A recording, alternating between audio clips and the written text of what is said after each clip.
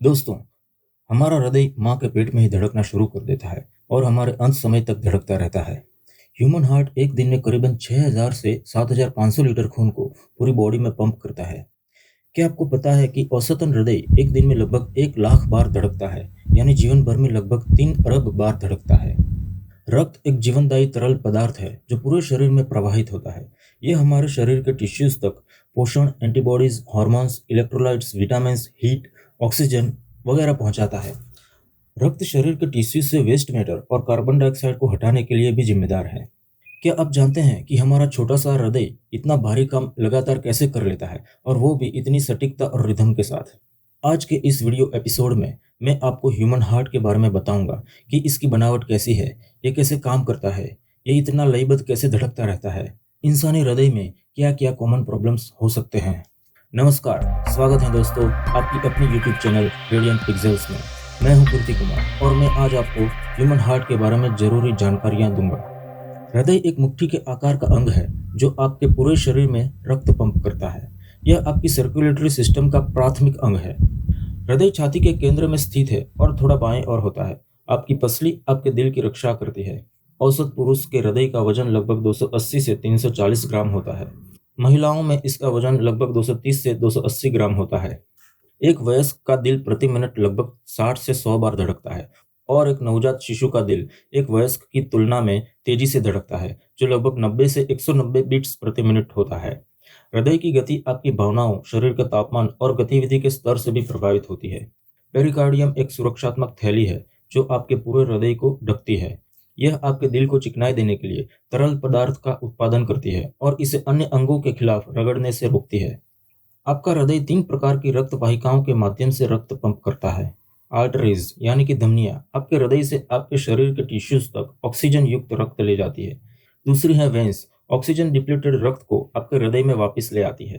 Capillaries छोटी रक्त वाहिकाएं होती है जहां आपका शरीर ऑक्सीजन रिच और ऑक्सीजन डिप्लीटेड रक्त का आदान प्रदान करता है। आपका हृदय 4 कक्षों में विभाजित है। हृदय के ऊपर वाले हिस्से में 2 चैम्बर्स होते हैं जिन्हें एट्रियम कहते हैं। एक एट्रियम लेफ्ट में और एक एट्रियम राइट में होता है।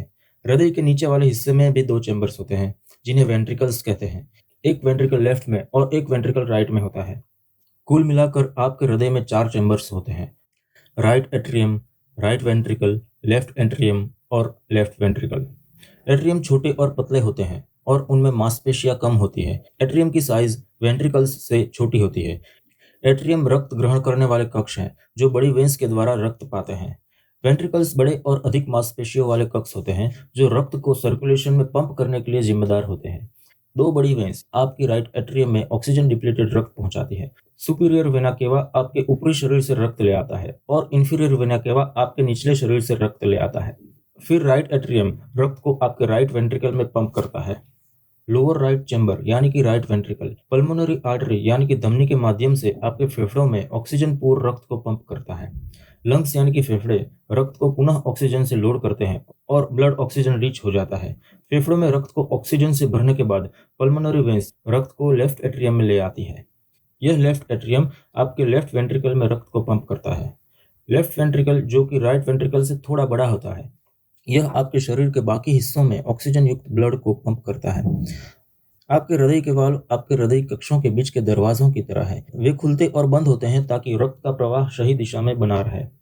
एट्रियोवेंट्रिकुलर यानी कि एवी वॉल्स ऊपरी और निचले हृदय कक्षों के बीच खुलते हैं। हमारे शरीर में 2 एवी वॉल्स होते हैं: ट्राइकस्पिड वॉल्व और माइट्रल वॉल्व। ट्राइकस्पिड वॉल्व आपके राइट एट्रियम और राइट वेंट्रिकल के बीच का दरवाजा है। माइट्रल वॉल्व आपके लेफ्ट एट्रियम और लेफ्ट वेंट्रिकल के बीच का दरवाजा है। जब वेंट्रिकल्स से रक्त बहता है तो सेमिल्यूनर यानी कि एसएल वॉल्व्स खुलते हैं। हमारे शरीर में 2 सेमिल्यूनर वॉल्व्स होते हैं: एरोटिक वॉल्व और पल्मोनरी वॉल्व। एरोटिक वॉल्व तब खुलता है जब रक्त आपके लेफ्ट वेंट्रिकल से एरोटा में प्रवाहित होता है। एरोटा वह धमनी है जो आपके शरीर में ऑक्सीजन युक्त रक्त ले जाती है। पल्मोनरी वॉल्व तब खुलता है जब रक्त आपके राइट वेंट्रिकल से आपकी पल्मोनरी आर्टरीज में प्रवाहित होता है। आपके हृदय को भी लगातार धड़कते रहने के लिए ऑक्सीजन और न्यूट्रिएंट्स की जरूरत होती है। आपका दिल कोरोनरी आर्टरीज के एक नेटवर्क के माध्यम से पोषक तत्व प्राप्त करता है। ये धमनियां आपके दिल की सतह के साथ चलती है। वे स्वयं हृदय की सेवा करती है। आपके हृदय को इतनी सटीकता के साथ एकदम लयबद्ध रिदम में धड़कता रखने के लिए इलेक्ट्रिकल कंडक्शन सिस्टम मदद करता है। हार्ट की इलेक्ट्रिकल कंडक्शन सिस्टम का मुख्य पार्ट है साइनोएट्रियल नोड यानी कि एसए नोड, जो राइट एट्रियम की दीवार में स्थित है। साइनोएट्रियल नोड लयबद्ध रूप से दोनों एट्रियम को प्रति मिनट 70 से 80 बार इलेक्ट्रिकल इंपल्सिस भेजता है। साइनोएट्रियल नोड को अक्सर हृदय के पेसमेकर के रूप में जाना जाता है, क्योंकि यह दिल की धड़कन की लय निर्धारित करता है।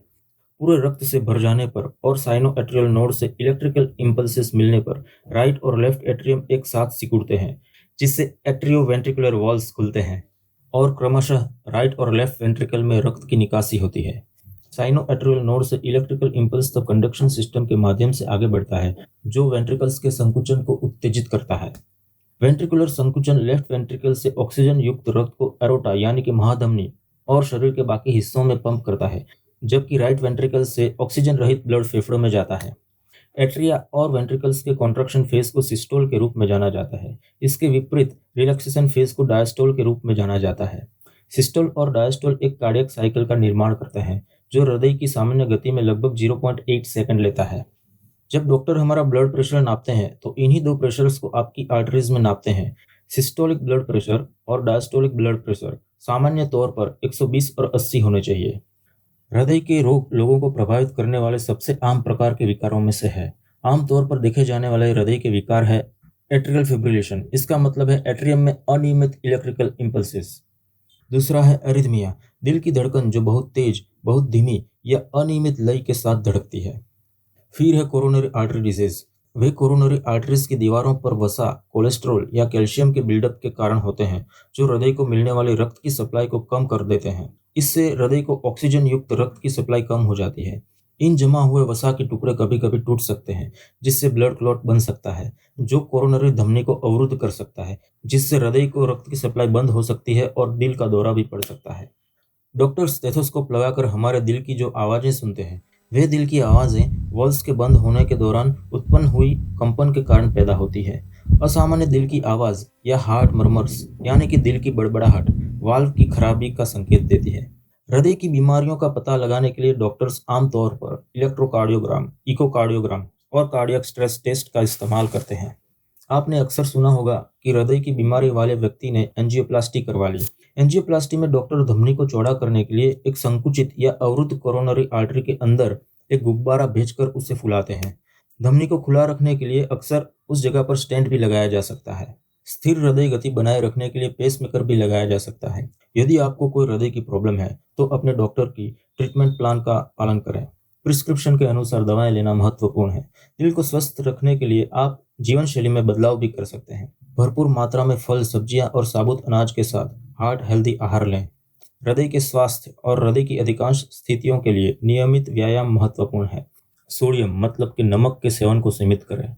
मेडिटेशन के द्वारा अपने तनाव को मैनेज करें। तो दोस्तों, बताइए आपको ये वीडियो कैसा लगा, कमेंट करके ज़रूर बताइएगा। अगर आपके कोई प्रश्न हो या कोई सुझाव हो तो ज़रूर कमेंट करके बताएं। मुझे आपके कमेंट्स का इंतज़ार रहेगा। इस वीडियो को लाइक और शेयर करें और आपकी अपनी इस यूट्यूब चैनल को ज़रूर सब्सक्राइब करें और बेल आइकन को दबाना मत भूलिए, ताकि आपको मेरी हर नई और इंटरेस्टिंग वीडियो का पता चलता रहे। आपका दिन शुभ और मंगलमय हो। इसके साथ मुझे आज्ञा दें। जय हिंद, आपका दोस्त कीर्ति कुमार।